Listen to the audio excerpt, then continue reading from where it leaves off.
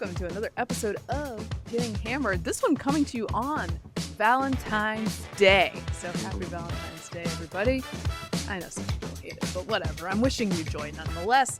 And look at my themed sweater on for it, which is some real planning on my part. You can check out the YouTube at Getting Hammered Podcast to see what that is.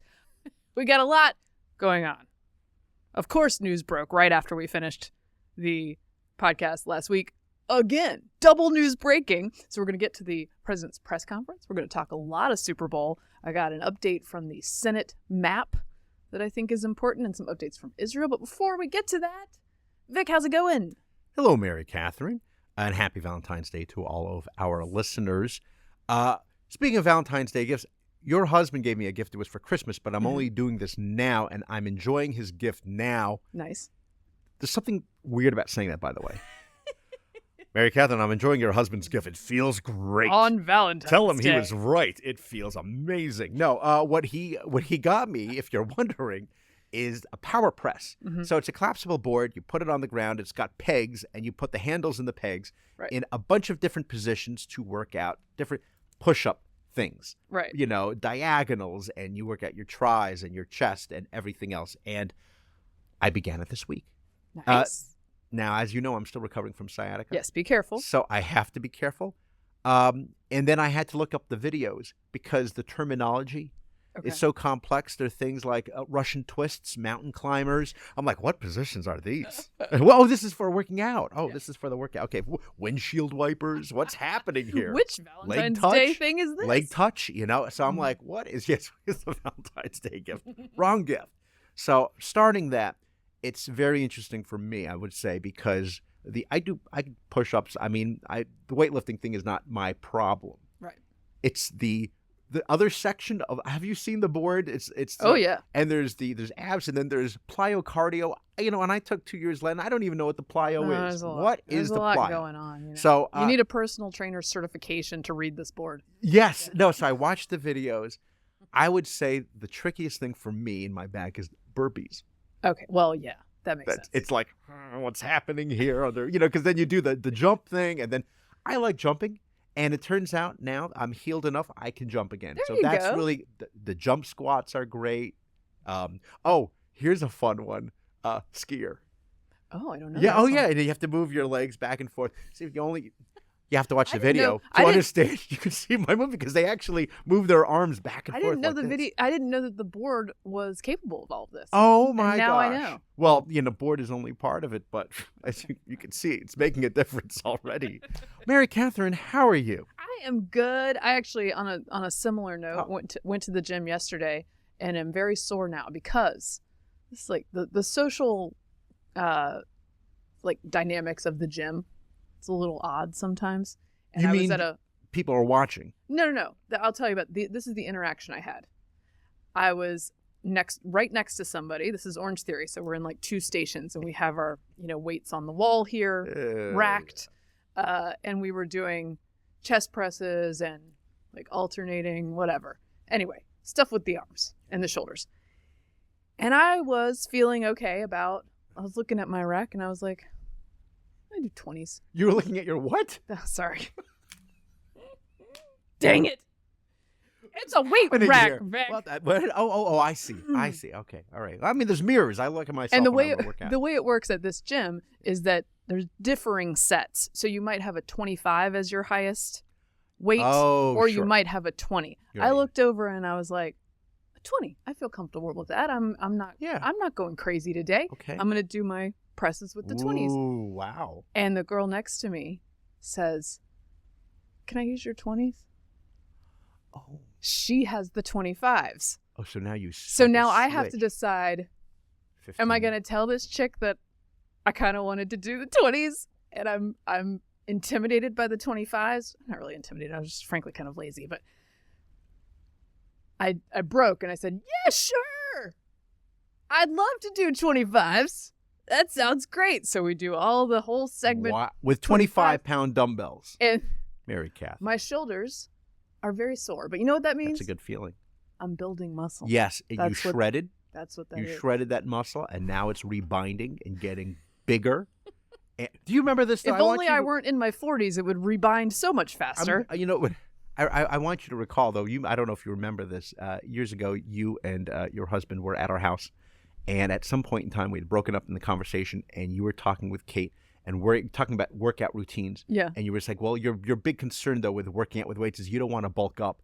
And immediately, Steve just like, stop everything. He came over and then chewed you out saying that all you ladies talk about is bulking up. It never happens, and you're not going to bulk up. This is great Steve wisdom, which is that women are always concerned about this, and they should be lifting weights and not be concerned about this because to bulk up is very, very hard. Right. The vast majority. You have to take in a bunch of calories. You have to work out a lot. You have to lift very heavy things. Yeah. It is good for your bone density. It's good for your weight. It's good for your everything to lift weights, and you will not bulk up. Take it from Steve, who's like, I've been trying to bulk up for years. Right.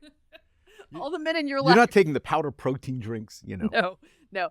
Speaking of which, I don't really, the only thing I planned for Valentine's Day is that I did order an early present for Steve. So he's already gotten it because I gave him the choice whether he could have it early. And it was a t-shirt from Etsy that says, for all the Bluey fans out there, it says, I play by Lucky's dad's rules. If you know Bluey, you will understand. Nice. Right over my head. There is an episode of Bluey, which is a kids' cartoon. Very, very popular. I think that the most streamed maybe on streaming services. Little 10-minute episodes about a little dog family in Australia. They're very clever. A lot of So they have Australian accents. Yes. My toddler has a slight Australian accent. Daddy. Yes. Walkabout. There's one episode where they play this party game at birthday games. And at birthday parties.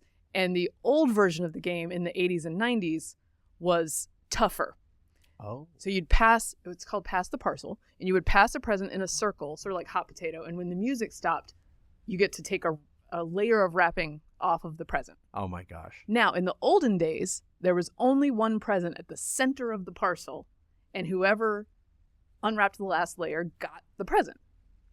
Now, of course, apparently in Australia, which is undergoing the same cultural changes as we are, it has been wussified so that now when they go to birthday parties, every layer has a present so that everybody gets a little trinket and everyone's happy. It's like musical chairs with the same number of chairs as kids. In this one episode, Lucky's dad, one of the dog friends, decides we're playing it the old school way. And all the children fall apart. Because they get no present. But it's a good life lesson. There's a good lesson because eventually the children understand, it's very special when you get a present. Yeah. It's not an every time event. Yes. Maybe if I'm patient, it will be more exciting when I get the present for Pass the Parcel. Yeah. And so the kids get to choose and they start choosing Lucky's dad's rules. And so that is Steve's Lucky's dad's rules. So that's a very it's a deep pull, but like other dads will 100% understand this. And they will see Steve and they'll go like, yeah, that's a Lucky's dad. That is, that's exactly who that is. Yes. I thought you were going to say the lesson is life isn't fair. Which is, that's basically what it. it is. Yes. Etsy, by the way, is great because I got for my daughter over Christmas like a stocking stuffer, a coffee mug. And it says Swift Tea. Oh, cute. And it has like her albums, like a little thing on the side of like the thing. So I like it. Yeah. That's nice. I have no idea what it means. I might also there's an Orange Theory Valentine's Day workout, which I feel like that would be a good present for Steve. You want to come with me? We'll do the workout together. Let me ask you this, Mary Catherine. Does it matter to you getting flowers on Valentine's Day? So it doesn't because I am Well, I'll probably get some regardless, but I'm highly rational about the economic situation on Valentine's Day. And the way that markets work, the flowers are much more expensive on Valentine's Day. The day after Valentine's Day, by the way, if you want to treat yourself, go get yourself a ton of flowers because they're giving them away. They're giving them away the day after Valentine's Day. So I'm cognizant of that part of it. So it's not super important to me. I also don't love to go out on Valentine's Day. I'm fine with it, but I just feel like the prices are high. Yeah. The crowds are high. It's like service is usually not great. Do I want to be in New Orleans for Mardi Gras or do I want to just be in New Orleans on a regular weekend? Yeah. I want to be in New Orleans on a regular weekend. Yeah, same thing. Oktoberfest. I've been to Munich several times, not during the time where it's like, every porta-john is occupied. I don't need that. Don't need it. Yeah. So, St. Patty's Day is another one at an Irish pub. Oh, man. Thank you. No, thank you. I'm Okay. too old for All that. right. Okay. I just checking. Of course, my wife is now thinking, I guess that's why I didn't get flowers. I got her something, but I didn't get flowers. I don't mind some nice chocolate, though. I feel like that's nice. Uh-huh. I got to go. Okay. All righty. Shall we talk about all that is happening? Let's do it.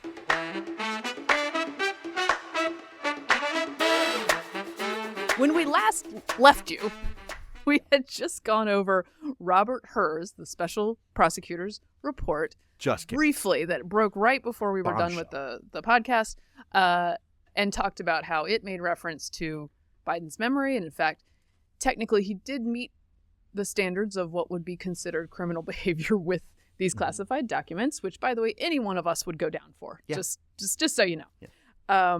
But keeping them in a Balducci's bag, you're saying that yeah, that's not next to the Zappos box is not the place you keep them. And by the way, he was okay. So the reason they didn't prosecute is because his memory was so faulty, and he seems like a well-meaning elderly man that a jury would likely see him that way, and it would be hard, particularly for a president, to convince the jury that this is criminal behavior and that it was willful. Although he was plenty cognizant and willful when he took the classified documents. Yeah, in discussions with his ghostwriter, Mr. Zwanitzer. By the way, I know this is a little bit of a hot take from me. I know that everyone is like, Trump's is so much worse because he didn't cooperate. Right? That's the line. Yes, that's right. Okay, first of all, these things are very analogous, down to the fact that both of them, in a weird detail, bragged to a ghostwriter about the fact that they had classified documents. Like, these guys are weirdly irresponsible in the exact same way. How much did Biden cooperate when he had the documents knowingly for 12 to 15 years before anyone brought it up? Yeah. Because that's not that cooperative, guys. No. And he needed that for his memoirs, where he's going to talk about, what his position was, certainly with things like Afghanistan. But you also had documents that had people who were working undercover, operatives in foreign countries in his garage or wherever. Okay. So just that's my mini hot take. But then he held a press conference because the president, you see, was not happy with the way he was characterized. And so that evening, he went out to give a press conference to assure everyone that he is on top of his game. Recollection of events. There's even reference that I don't remember when my son died. How in the hell dare he raise that? Frankly, when I was asked the question, I thought to myself, it wasn't any of their damn business. Let me tell you something. Some of you have commented, I wear since the day he died, every single day, the rosary he got from Our Lady of... Every Memorial Day we hold a service remembering him, attended by friends and family and the people who loved him. I don't need anyone to remind me when he passed away or if he passed away. Simple truth is I sat for a 5-hour interview over 2 days of events going back 40 years. At the same time I was managing an international crisis, their task was to make a decision about whether to move forward with charges in this case. That's their decision to make. That's a counsel's decision to make. That's his job. And they decided not to move forward. For any extraneous commentary, they don't know. I just want to say this, Mary Catherine, really quickly. In defense of Biden, it could very well be that Our Lady did not want to be quoted on the record. And so she's, please don't reveal it's Fatima or Lourdes or Guadalupe. We don't, please. Which please. lady? Which lady? That's the show. Please don't so reveal. That's sort of indicative of the tone of that press conference, although it got angrier and louder many times. As happens with certain people. Yeah. With the president turning on the press and accusing them of yelling at him and saying all is well. All is well in a very Animal House I'll show stuff. you I'm good. And I love the idea of it's none of your darn business when Bo died, because you're not supposed to know that. I think they know it, and they're asking him if he knows it. It's not like I'm not going to reveal to you what that was. It's a secret. I do not doubt, Mary Catherine, that that the president remembers what happened when his son died. doubt that he remembers the details of the day. There's the larger question of, does he know what day that is or what year? And apparently that's the question. But that's sort of a basic, again, you go back or to sort of year basic it currently is. basic dementia or Alzheimer's questions are things like, okay, what month is it? You got the month right. Great. What season is it? Well, I don't know. I mean, so that could be a thing. I do want to say this. I have too many thoughts on this. It's okay. We can go. Okay. I think this is an important issue. So Robert Hur is being attacked, right? The Trump-appointed Republican, and Karine Jean-Pierre, Republican Robert Hur. Trump did not say, Robert Hur, you must now investigate President Biden. No. He did not appoint him to investigate. Right. Merrick Garland, the Attorney General, appointed. It was his decision to appoint Robert Hur. I guess he should fire whoever appointed Merrick Garland. That's the first thing. Hur was a deputy to Mueller, right? Yeah. Like this isn't. Yeah. This isn't an out there pick. No. And the second thing is, how dare he, with the gratuitous explanation, tell us why he's not investigating? It should just be, we're not investigating, case closed, and that's the end of it. End of discussion. He has to explain. If you're going to say you're not going to investigate, you have to explain why. So he is going to explain why, and in thorough detail.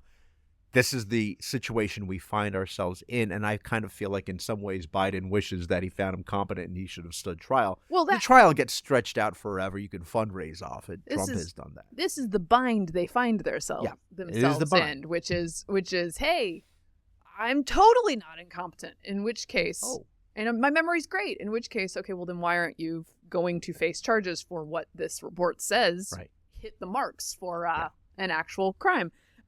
By the way, some of the spin is that he was completely exonerated. That is not what the report says. No, he was not. Let's just go ahead and there's another clip where he mixes up Mexico and Egypt. And this one came, by the way, after the press conference was over. Imagine being the staffer. You were this close to go. He's about to leave, and then he turns back to the podium, and you know he's just going to unleash something insane. And here it is. The conduct of the response in the Gaza Strip has been over the top. I think that, as you know, initially the president of Mexico, Sisi, did not want to open up the gate to allow humanitarian material to get in. I talked to him. I convinced him to open the gate. I talked to Bibi to open the gate on the Israeli side. That's good stuff. By the way, you know when you you text and you're about to talk some junk about somebody and maybe you accidentally pull up the person you're about to talk junk about because that's the name that's in your head. That's him with world leaders. Oh, yes. Yeah. Like they need to check the phone. Not that I ever talk junk about anyone. Check out who's on this. Check the phone.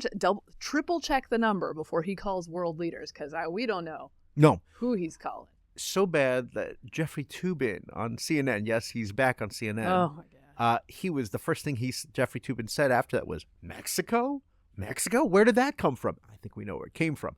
Yeah. The excuses, however, not just for this but for everything regarding Biden's condition right now, are so amazing. Kate Bedingfield, who is the former Biden comms person, after the Mexico thing came up and Jeffrey Toobin was going after Biden saying this is bad, she said, I guarantee you every single person on this panel has made a gaffe just like this. Oh, come on. And certainly you say things, but oftentimes you might correct yourself after. He just kept on going. That's the first thing. Well, he's also said that he spoke with two world leaders who are dead. Yes. In the last several weeks. Francois Mitterrand, twice. That's an issue. But it does seem like an issue. So Paul Begala, we were talking about this before, and yes. He's sort of all over the place. So I think he has very mixed feelings about this. He somehow felt compelled to defend the president on this. When it was brought up on the panel that he's talking about dead people, Begala's excuse was, well, I've known Biden for decades. He's always done this. Well, does that make it better? I don't know. I don't think it does. Well, the other spin is that he was dealing with this interview in the wake of October 7th. So he was very stressed out, right. Which again, this is 3 a.m. phone call stuff. If you're dealing with a crisis and you can't competently speak to an investigator at the same time, that doesn't make people feel better. Let's play now, Begala was saying he's done this forever, but he also dealt with the reality of the political part of this when he answered, I believe, was it on CNN, how this made him. Oh, yeah. Look, I'm a Biden supporter. I slept like a baby last night. I woke up every 2 hours crying and went to bed. This is terrible for Democrats, and anybody with a functioning brain knows that. But here's what you do. Instead of calling a press conference saying, I really am sharp, you attack the other guy. You know, Joe Biden gave the strategy in 2012. I remember he was vice president, and he said, don't compare us to the almighty, compare us to the alternative. So everything with Biden has to be not, I'm great, but the other guy's really damaging, dangerous, a threat. You know, this is an unlovely. John's exactly right? This is going to be a really rough, ugly, unpleasant campaign. Poor Paul Begala in many ways. You know, he gets made fun of by a lot of people, and this goes all the way back. I'm not even going to mention what the Chiron said. He was made fun of years ago on Saturday Night Live, and you know who played him? Chris Kattan. Oh yeah. And the Chiron was not kind, I'll say that. I've worked with Begala, and I feel like during the Trump administration, his commentary and his analysis was far more grounded and less insane than so many other left-of-center people. Sure. I appreciate this take because it's the one that the American people have. Let me just note, this is a poll that came out after this display, meant to assure the American people about Biden. President Joe Biden, this is Politico reporting, President Joe Biden is too old for another term in the White House. An overwhelming majority of those surveyed in a new ABC News Ipsos poll say, according to the poll, which was released Sunday after being conducted February 9th and 10th, the days following a report from the special counsel Robert Hur that described Biden as a well-meaning elderly man with a poor memory, 86% of Americans think Biden, who is 81, is too old to serve another term. That includes 59% of those surveyed who said both Biden and former President Donald Trump, who is 77, are too old to hold the office. 86%. That's up there. It was a 75% issue last week. Now, this one could be like slightly elevated more. It might go back down to the 70s. Wait till this week is through, and also the number of Democrats. Yeah. Majority. Well, in American politics, just obviously you guys care about politics or you wouldn't probably listen to Getting Hammered on a regular basis. But just to get to the nitty-gritty of polling, finding an issue that 86% of Americans agree with is very tough. And they don't have an answer for this because you want to tell them, okay, 86% of the American people feel this way. Yeah. But they don't have an out. They're stuck with him because the alternative is Kamala Harris or chaos. And they can't do that. They have to, they got to, Kamala, by the way, right after this, yes, and we'll find the clip of this, gives a talk. She's sort of enlivened. She's ready to serve. She told one outlet this week. Quote, ready to serve. Not so sure about that. But she's like sort of hyped up about this and gives a not as disconcerting a speech or performance as Biden did, but like not reassuring at all. No. She sounds like a little off her rocker. Yeah. I'm pointing to the direction of what I believe is the Capitol. And what needs to happen in terms of people who otherwise have evidenced themselves having a feckless quality to show some courage, to reject the false notion that suggests you're either in favor of the Second Amendment or you want to take everyone's guns away, when in fact it's just reasonable. I support the Second Amendment, but it's reasonable to say we need an assault weapons ban. It's reasonable to say we need universal background checks, that we need red flag laws.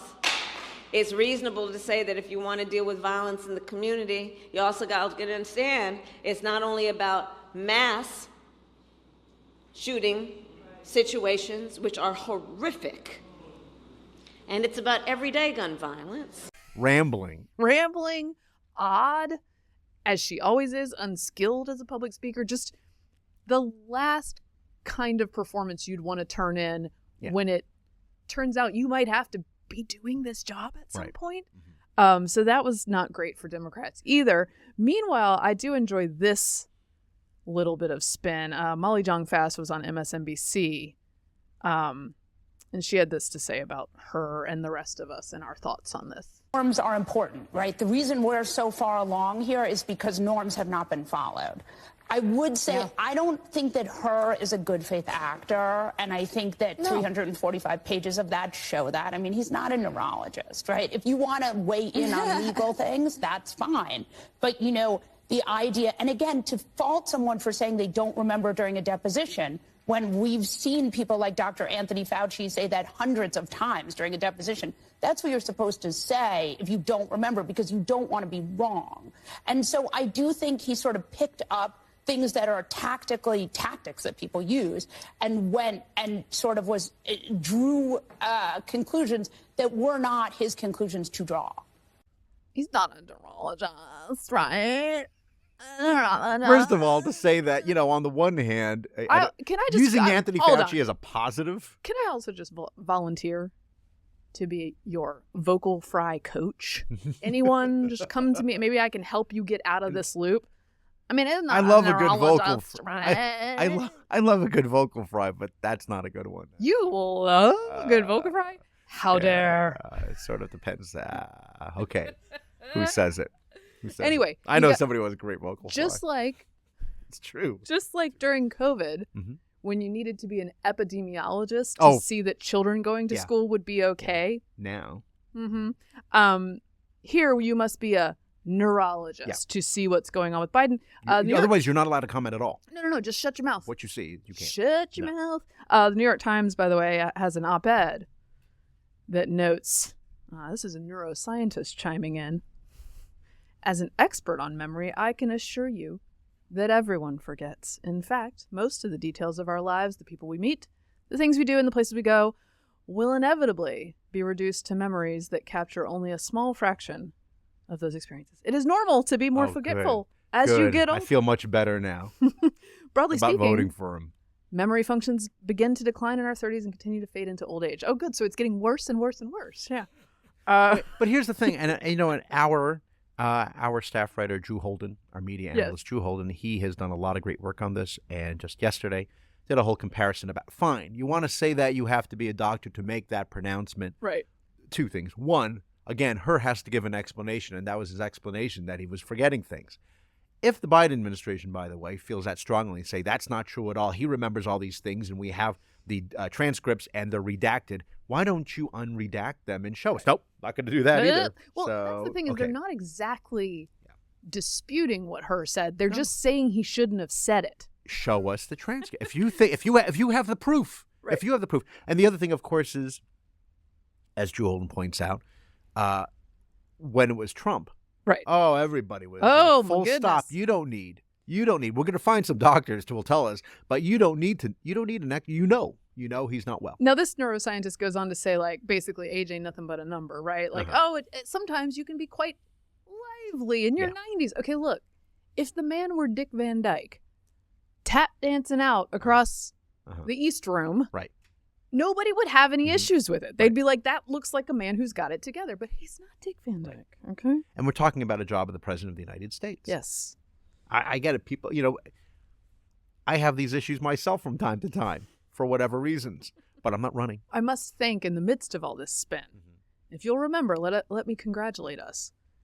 When the idea was floated that Jon Stewart, or announced that Jon Stewart would be taking the helm of the Daily Show again once per week, we said, if the guy who did the bit on the Colbert Show about the Wuhan lab is like sort of sensible, slightly based, old guy, Jon Stewart, who doesn't care about what it's people still think of him, obviously left of center, I'm okay. I would be interested in that. And here he comes out on his first appearance with some thoughts on Joe Biden's performance. And by the way, this goes on for 8 minutes. It deals with both Trump and Biden. The whole 8 minutes is worth watching. It's good. Here he goes. These two candidates, they are both similarly challenged. And it is not crazy to think that the oldest people in the history of the country to ever run for president might have some of these challenges. Now, Democrats will say that any criticism like this, especially of Biden, is unfair. because you just don't know Biden like they know Biden. President Biden, who I've been around numerous times just in this last year, is sharp, he's focused, he's bright. He is sharp, intensely probing, and detail-oriented and focused. This is a man who is sharp, who is on top of his game, who knows what's going on. He's smart. He's on his game. I was in almost every meeting with the president, and the president was in front of and on top of it all, coordinating and directing leaders who are in charge of America's national security, not to mention our allies around the globe. Did anyone film that?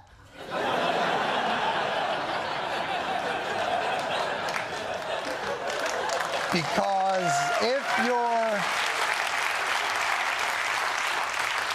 if you're telling us behind the scenes he is sharp and full of energy and on top of it and really in control and leading, you should film that. That would be good to show to people instead of a TikTok where he goes. It's just common sense. It's okay. So first, again, so many thoughts, and I don't know where to begin. Okay, but I will say this immediately. What I thought of when you the compilation of his defenders, it is like the guy or the girl I'll say the guy and everybody's like, his girlfriend is a real B, right? We all hear. And he goes, you don't know what she's like when it's just the two of us. She's so sweet. She's so nice. She's amazing. Just the outsider, you might think this, but in fact, it's not. And the truth is, like we all know all what the see truth what is. we see. Right. Yeah. The other thing is, just the other day, he did another press conference with the King of Jordan. Mm-hmm. And at the beginning of the press conference, he once again got confused and was sort of roaming around behind the king, not sure where to stand. It wasn't a good look, I'm just going to say. No, he didn't it's look, Roomba style. Yeah, that's it. By the way, Jill Biden very upset about this personal attack. Yeah. Okay. Yeah. Let me just say this one final thing about the release, the transcript. They said, he wasn't like that at all, right? He remembered Bo's date. And like, why don't you show it? I'll tell you the other thing that came to my mind as an Oliver Stone Nixon aficionado. Mm-hmm. There's a scene towards the end of the movie where Nixon is there with Al Haig, played by Powers Booth, and they're like, okay, we're on the verge of impeachment here, and this could get really bad, okay, because they passed the articles with impeachment and the whole thing. I mean, we're on the verge and suggesting resigning and what's going to happen, and Nixon's like, no, I'm never going to resign this office, he says, and Al Haig says, sir, if I may be so frank, we should welcome the subpoena for the tapes. He goes, why is that? He goes, because the tapes will prove that that John Dean's a liar, right? That's what we've been saying. It'll prove it if we show them the tapes. And Nixon's like, about that. Yeah, about that. So I'm just going to say one more time about those transcripts. Release the transcripts if that is the case. Can we talk about the other old guy running for sure. president? As Jon Stewart rightly notes, they are both old, although I would say Trump shows at least more vigor, if not more like... Oh, certainly more vigor. Necessarily competence on the trail. What did he have to say about NATO? Well, it was recently revealed because, the situation in Ukraine, as you know, and Putin and everything that is happening and all the revelations following the Tucker interview that, Putin really does see himself not as sort of a savior of the Soviet Union, but as a savior of the Russian Empire. These are his plans. Good, healthy things. His designs. And somehow it got revealed that Trump was saying that, a lot of the countries in NATO, the ones that don't pull their weight and pay their fair share and do the equal amount of contribution to the alliance, right? Putin should invade them. Well, not necessarily a good idea. I would say this. If I was working for Trump, I would say, well, as you know, Trump is a very powerful businessman. His background is in business, and if he has people that are not paying their rent, let's say, or their leases, he's gonna this is how he operates. Well, we're gonna kick you out. You got to pay your fair share, and maybe it just might work to get them to pay. And the crazy thing is, a lot of those NATO countries did end up during the Trump administration contributing more because they believe he is crazy enough to do something like this. No, this crazy works, except for in this case, it's not like Reagan. In this case, really crazy, I think. No, that's not good. But I mean, this is the thing about Trump. This is the thing about all the spin, is that I will concede easily that both of these choices have significant problems. Mm-hmm. And you could look at either of them and be like, golly, I think voting for that guy is going to lead to some certain destruction, and I just can't do it with a good conscience. The Democrats, by picking Biden, and Republicans, by picking Trump, have made this a tough call. Yeah. for different reasons, but it is not an easy call. And everyone to the left of center is like, easy call. Easy call. So he's an old guy who forgets things. Easy call. It's not an easy call. For the rest of us, this is not an I watched that press conference and I had deep concerns about the security of the nation right now. Right now. Yeah, right now. And of course, he was asking where Nikki Haley's husband was. And of course, Trump. Trump. Yeah, I should just note that that's trash. The news cycles go by so quickly. By the way, had Biden shut his mouth and not done this press conference, the Super Bowl news cycle was coming within a day and a half. Yeah.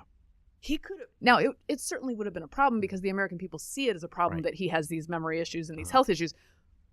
But he didn't have to add to it. Every and time they could have ridden that one I out. think Trump thinks that, you know what, I'm taking too much of a lead now over Biden. I like to keep it close because, I'm obsessed with good ratings. What I'll do is I'll trash a guy who's deployed with the National Guard to serve his country, and whose wife is running against me. That good stuff. And by the way, people right of center who used to say that honoring our soldiers and military service and their families was important will all go, hey, politics ain't beanbag.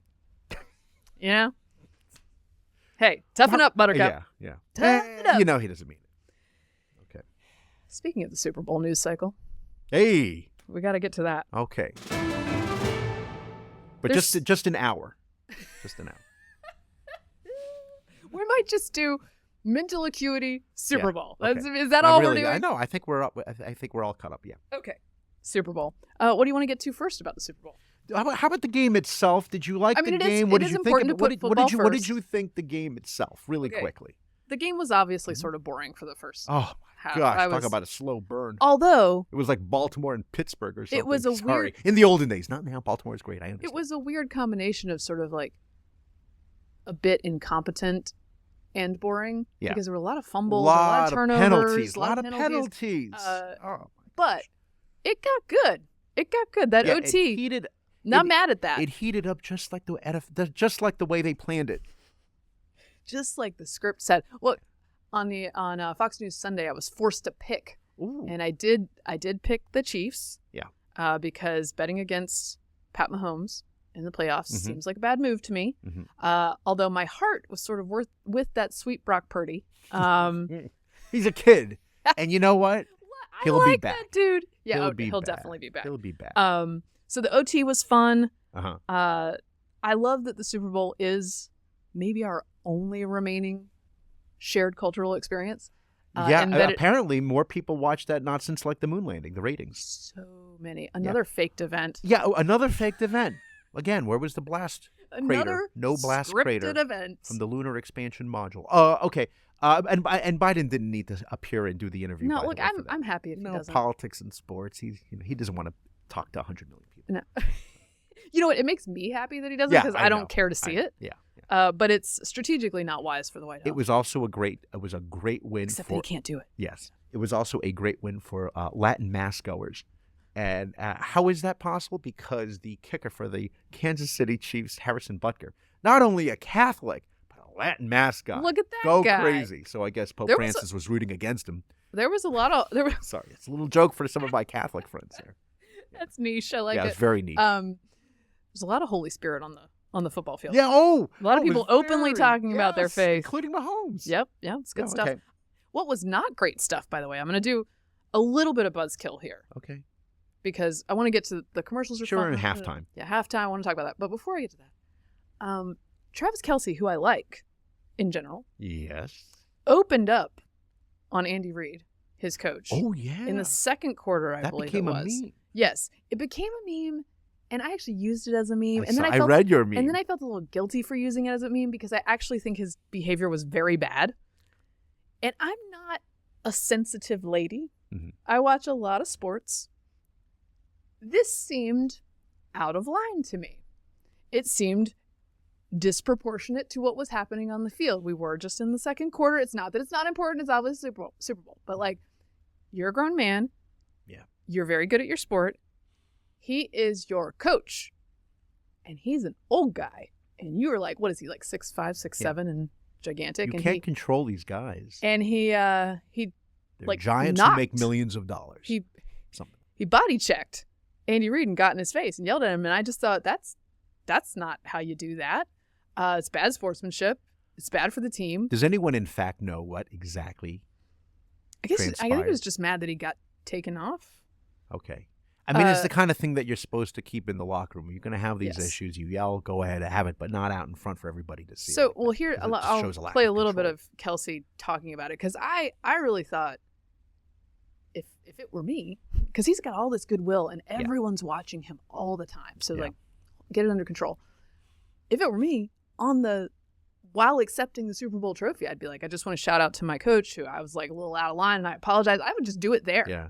Just headline that while jump. he was belting out Viva Las Vegas. Right after the Viva Las Vegas, which I did not have a problem with. But here's him talking about that incident. I got the greatest coach this game has ever seen. He's unbelievable at not only dialing up plays and having everybody prepared, but he's one of the best leaders of men that I've ever seen in my life. And he's helped me a lot with that, with channeling that emotion, with channeling that passion. And I owe my entire career to that guy and being able to kind of control how emotional I get, and I just love it, man. Was it frustrating when you only had like one catch through? How about this? I'm sorry, Coach Reid. I was out of line. Yeah.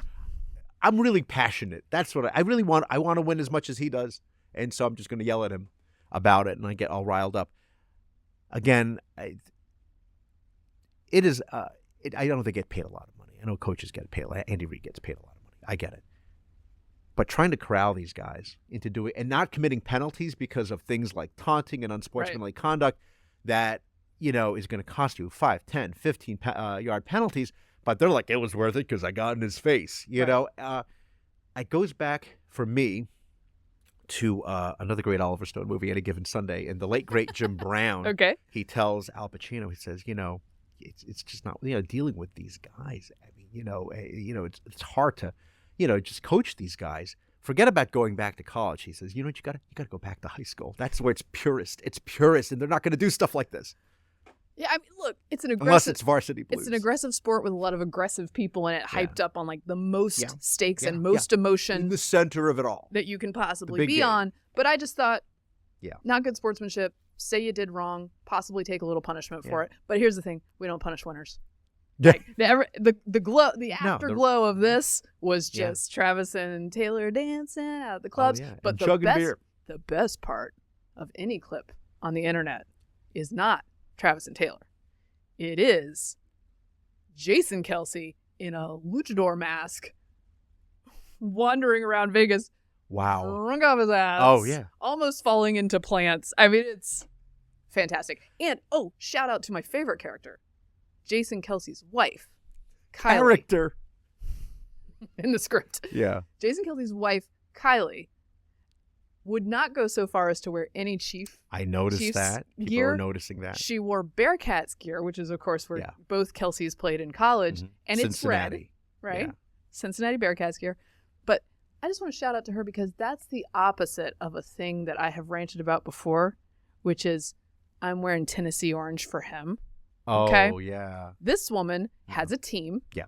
And she's not deviating from that, even when her brother-in-law is on the field for the Super Bowl. And I love it. Was Taylor wearing red? Yes. Okay. I mean, actually, Taylor had a black outfit yes, on with, I think she had a red That's a jacket. different album. As you know, the color corresponds with the different. So I have been told. Well, did you know that the Chiefs won from the 13-yard line? Her favorite number. I should note also, for his part, Coach Andy Reid was pretty chill about the exchange and said that Kelce keeps him young and he just didn't have his feet under him, as if it was like sort of an innocent misunderstanding. But I just think like there's a lot of kids watching this game, and that's not the thing. That don't do that to your coach. Yeah, don't do that to your coach. And I know that we're all sparkly about Travis Kelce right now because he's wearing his like Reputation era glitter suit into the field, but not a good moment. Okay, there were many other good moments. Yeah, including the halftime show. How did we feel about that, Vic? I think I've previewed my feelings. Well, Mary Catherine, I was watching the show with my in-laws. So no, it was a terrible halftime show. What are these people doing up here? These new young acts. This is what they do. This stuff. You know what's happening. Yeah. I haven't. It hasn't been good since I don't know when. Sometime in the 80s, maybe 70s. Yeah. When it was just what happened to the marching bands. Okay, so anyway. Hey, there was a marching band out there. There was, and they were fantastic. I did see the marching band. I'm so old. I know Usher, and I mentioned this on the last show. I know Usher from She's All That, and also because he played the DJ. Also, he has the song that I recognize from the Will Smith movie Hitch. Yes. Which I'm not going to hum, but it's a funny song. So I said, "Oh, this guy. I know Usher, but I don't really know any of the other songs." I can tell the crowd's going crazy though, including the fake crowd. Right. They're all actors down there, and then I could tell other people appeared. I did recognize Alicia Keys. Yes. There's one song that she sings that I actually do like. It reminds me of back in the day. She does a song called New York. Okay. And I just remember being on a cruise ship in Alaska listening to that. And I was like, oh, it's a good song. And then other people appeared and people were going crazy. That's right, Jennifer. Vic illustrating he definitely was not in the generation for this. No. I'm like, how people are too old to run for president, too old to be in the podcast. This is what's happening. And then, I'm reading later, oh my gosh, Little John. I couldn't tell you who Little John is or what. I couldn't tell you. Couldn't tell you anything. And there was somebody else that appeared and everyone was going crazy. Didn't know who it was. Somebody else who that appeared. Okay, I'm done. That's all I had to say about the halftime show, Mary Catherine. Somebody else that appeared is only one of the most distinctive, joyful, amazing, flawless rap voices of the past several generations, Chris Ludacris Bridges from Atlanta, Georgia. I couldn't tell you. I believe we have a clip of that flawless performer right now. He's my fave, in case you haven't noticed. Now my outfit's ridiculous. In the club looking so conspicuous. Wow, these women all on the prowl. If you hold the head steady, I'ma milk the cow. Forget about game, I'ma spit the truth. One time till I get them in their birthdays. So give me the rhythm and the rhythm, y'all with that clothes and then over to the front. Let's drink, you the one to please. Ludacris feel tough like me and Earth once more. We leave them dead, we want a lady in the street. But a freak in the beat, yeah. First of all, speaking to the generational issue here, that song is 20 years old. No, this is the thing. You get to a certain age, and then everything is just kids. So it's like, for my in-laws, it's like, Prince. These new young acts. Like, pretty remember when Prince was on. May he rest in peace. But, oh, no, there was one most recently, and everyone was complaining. All the young people were just like, what are all these old acts? But they know who's watching. Right. So so the torch has been passed. There was a lot of time that the boomer generation was the generation given fan service because they were the ones who were grown and had disposable income and were the target for the ads. U2's performance 20 years ago now. And then there was a Gen X period, and now we are solidly millennial right now. And I do believe that the show with Snoop, Dre, cameo by 50 Cent a couple years ago, that one was fantastic. I loved that show. That one was combo Gen X, millennial. Usher, Ludacris, Lil Jon, Alicia Keys, firmly millennial. The torch has been passed. And I think it was a good show. My only critique would be Usher has a lot of songs, and I think they moved too quickly from song to song. I wish they had let it burn a little bit, if you will. Did you like him shirtless? He's like in his 40s. The way... He's 45. I looked it up. The way that the party I was at exploded for Usher, but even more for Ludacris's entrance. Wow.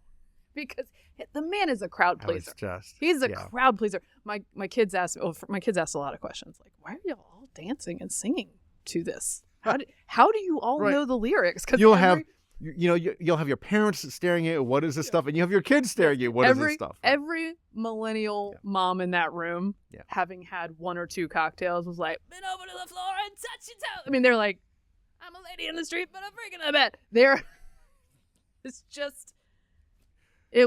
Everybody went haywire. But my kids asked why I like Ludacris so much. One, he's from Georgia. Two, during my college career, he was like the hotness. He was, yeah. Three, he has many daughters and Belgian Malinois. So I think someday we're destined to be friends. But last, I told them, and I think Did you say he has many daughters? Many daughters. Many daughters. And he's a great family man. Oh, okay. Yeah. I thought you meant like many daughters and many moms. No. Okay. He's like happily married. Okay. Devoted person. Yes. But I think he has 3 or 4 daughters and owns Belgian Mouse. So someday we're going to be buddies. But most importantly, I told them, you know how mom likes Reba McEntire? Great job on the anthem. Oh, yes. You know how mom likes Reba McEntire because when Reba sings, her voice is so distinctive and it stands out from everyone else's and you just have to pay attention? That's what Ludacris is for rapping. I think this is a comparison that neither Reba nor Luda would be offended by. No. And they were both there last night making my perfect playlist into a Super Bowl performance. And she looked great. She did look great. Boots in the fur. Yeah, boots in the fur. T-Pain called her out as well. It was lovely. T-Pain. Shouted her out. Okay. Oh, the collabs were so good. Anyway, the point being, every millennial I'm glad mom, I was able to defer to you on the halftime show. Every millennial mom got what she wanted that night, which is to feel like you're in the club approximately once per year, but also be on your couch with snacks. Usher with his shirt off, not mad about it. Ludacris, not mad about it. And one more thing. Any performer who adds roller skates to a live performance and succeeds, frankly, even if you failed, I would give you credit because that is a huge risk. And that's what entertainment is about. You could slip, and he's going so smoothly in different directions. I was definitely pro roller skates. Yeah, that's one of the few things I can do. I was transported to Wheels Roller Rink. In Durham, North Carolina, circa 1987. I'm glad you were part of roller skate culture because obviously I was. I always wanted to be able to roller skate like that, and it is a real. I'll tell you the only thing I didn't like about the roller skating rink is when the DJ would say, "Okay, next is ladies' choice," and then immediately, that's when I used to have. That's when I go to the bathroom. Oop, gotta go. I'm taking a break. Otherwise, I'd be out there. Okay, should we talk about commercials real quick? Yeah. What was your favorite one? Man, I actually had to make a list. Oh, you had to make a list. I did. Okay. This show's never ending. I will say this. The first commercial I saw, because it got leaked, it was on Twitter before it went up live on the Super Bowl, was the anti-Semitism commercial. Oh my gosh. I thought that was something because it's two things that happen. And if you haven't seen it, it's the mom with the kids. She's busy. She's got to take the girls out. They're going somewhere, and somebody has spray painted a swastika and other things on the side of their house, on the garage door, rather. And the kid's like, what is that? Because the kids don't understand. And she's just like, get in the car. Just get in the car. Get in the car. And there's a neighbor, and the neighbor's name is, they call him Mr. Tony. He has no dialogue in this, but he's just working on his muscle car. Right. So let's assume their family's Jewish. I'm going to assume Mr. Tony's Italian. Okay. Because you'd be called Mr. Tony. Come on. And he's doing his thing, and he looks over. He's like, what? Something's clearly wrong. And then he sees what it is, and you can just see the look on his face. She leaves. And then the commercial, and it flashes forward. She pulls back into the house, into the car, into the driveway, rather. And it's white. The garage door is white. And she's like, what happened? How did this happen? And she looks over. There's still Mr. Tony working on his car. But much like my dirty boots right now, I just did the same thing, by the way. They're covered in white paint. His black boots are covered in white paint. She looks at him. She just mouths, thank you. And he doesn't say anything. And he just looks at her like this, because it's just not right. Oh, I like that a lot. I will say this. Everyone's talking about the Dunkin' Donuts ad. I mean, did you like that one? It was so good. I believe we have a little clip of that one. I don't think you should do this. Last year she came to my work. Now I gotta show her what I can do. He's here. Affleck on the track. What up, Bronx? For your consideration, here comes the Boston Massacre! The Dumb Kings! Touchdown, Tommy on them keys. Player coach. Got it. I'm open. And needs no introduction, my partner. It's really hard to be your friend, man. You said you were gonna support me. Dunkies. Don't go away. My heart. Why you dunking me, girl? Why you dunking me? Dunkies. My heart. How do you like them donuts? I'm so You sorry. had to see it, but I forgive you. Lay us on the track. Are we gonna be on the album? We talked about this. Let's go. You're blinded by them pinstripes. Wrap it up. Here goes Babe Ruth. Tom, you can stay. You remember when I told you I'd do anything for you? This is anything. Chill. They're naming a drink after us. Every bit of it is good. Every bit of it. How do you like them donuts? It's a great reference. This has been It's, Affleck coming in with his Boston crew to convince J-Lo that this boy band act should be on her album. Her performance is great. His performance is great with the accent, which my friend who's from Massachusetts was like, that's not even an exaggerated accent. No. He could have gone further. Unabashedly. The Tom Brady cameo, great. Pans to Matt Damon, perfect. The whole thing is so fun. I like that. I like that. Oh, a and lot. then What else? isn't Fat Joe in there too? Yes, I Yeah. believe he is. There was also a BMW commercial with Christopher Walken. Oh, I missed And that one. everywhere he goes, waiters, valets, you name it, they all greet him doing Christopher Walken impressions. And they found people who do fantastic impressions of Christopher Walken. The car looked, okay, fine, I'm not going to get this car. It looked like one of these BMW electric things. But he's great. The people are great. He's got a sense of humor about it. I'm a big Christopher Walken fan. I like that one. Michael Cera, who Oh, I that still one was good. remembered from, of course, Arrested Development. That and one many got so other much movies, hype but- pre-Super Bowl Oh, that it I knew did. I knew totally it was missed coming. It, I and knew I it was think it's coming. funny, CeraVe, which is in our house. It was fun. People use that. So, did you have any other? I liked the I believe it was an NFL Sunday Ticket ad that talked about the migration, the yearly migration of the Seahawks. Oh yes, it was good. There were and the Ravens. Yeah, and the Eagles. and the Eagles. Yeah, that was and very good. had actual football players flying through the sky because that's just a dad joke turned into a Super Bowl commercial for $7 million, and I like it. I like it. More of that, please. There was also Arnold Schwarzenegger, but we'd seen teasers for that as well for State Farm. And one quick note. Yeah. The Robert Kennedy ad. How As about soon, that? As soon as that jingle kicked in, Yes. now I'm in a room that is way oversampled for political football fans, right? Head snapped, I tell you. Head snapped. to Yeah, the I TV was curious. What as did soon people as that think? kicked in. I thought, and I think the consensus in the room was like bold, Yes. attention grabbing, of course. Totally. It's done by his pack, so he technically doesn't know what they're doing. Probably worth the buzz and worth the nostalgia play. Oh my For gosh. people who go, look, I think the Kennedys are trash and always have been. But Yeah. a lot of people, Yeah. including probably the Dunkings from Massachusetts, look at the Kennedy family of that era and go, politics used to be better. Yeah. Maybe we could be better again. And if they see the name Kennedy on a bunch of ballots somewhere, ballot access still very much in question. Right. Maybe that could mean something. Also, people like us are obviously going to talk about it. Of course, I think the weird thing is people who could recall, like, oh, I remember I was at that time during the 1960, election, the campaign, and the Kennedy jingle is so great, and it reminds me of when I was young. Those people are probably about 80 right now, which is weird. Right. But somehow I'd seen that commercial myself before, and I knew the song, and I thought to myself, I remember thinking at the time, whenever I first saw it, was, oh, that's pretty good, and it sticks, and it's such a throwback. Politics with jingles would be much more tolerable, just in general. And Can you but- imagine yeah. a Trump or a Biden jingle? Let's try to write those. Someone send something in to me. As opposed to a theme song, because I always go back to Clinton's "Don't Stop Thinking About Tomorrow," which was very effective.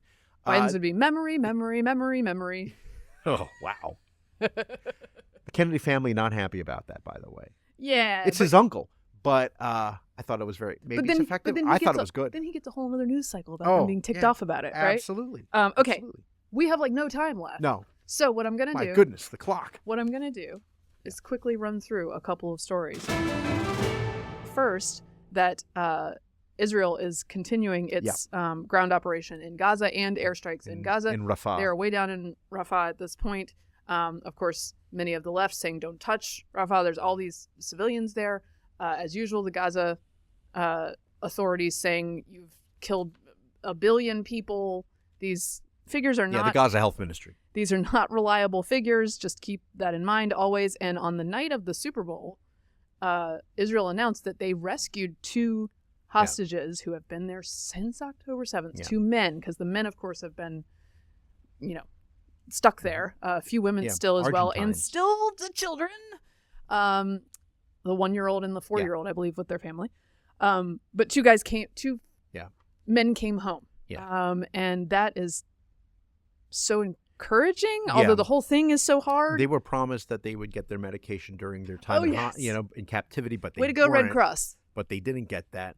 Don't forget the tunnel that was uncovered under UNRWA headquarters, which we had no idea. I know. It's always worse Yeah. than they say it is. Oh, absolutely. Right? Like, Israel will allege something, but Israel's pretty careful about what they allege, and then it will invariably ends up worse when it comes to the UN. And, people who are decrying the operations in Rafah, Jamal Bowman, the Squad Democratic Congressman from New York, or if you want to take Joe Biden and King Hussein the other day at their press conference, none of them mentioned in the middle of the whole Rafah operation that 2 hostages were freed. It's almost like regrets that this happened. Like all of the framing of the stories on it is dozens killed in operation to rescue 2 hostages who are Israeli. Right.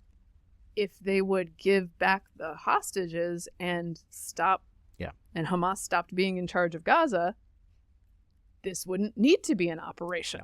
So it's all sort of framed that way. I want to add also that this shooting at the Osteen Church in Texas, just real quickly, the facts of this. 36-year-old female was the perpetrator. She was killed by police, 2 off-duty police officers who were acting as security for the church. She had an AR-15 that she had bought legally in December. She had a 7-year-old boy, her biological son, with her, who was injured in this event. Yeah, of course. He is in the hospital, so prayers up for him. Really disturbing situation. Glad that it was stopped by these 2 off-duty officers quickly. Another man was shot in the leg. I believe he's in the hospital, but largely okay. The gun had a Palestine sticker on it, but there's no motive noted yet. Motive unclear. And I'm going to say this, which is technically fine. The Take person some time is to figure it out. Mentally not well, obviously. I just want to say, if the sticker said Trump 2024 or MAGA, do you think they would be like, oh, we're not sure? I don't think they would, Vic. On MSNBC? I don't think they would. And then lastly, a big shout out to Senator Daines, who is running the NRSC. Oh, right. Yeah. Which is in charge of Senate races. Yeah.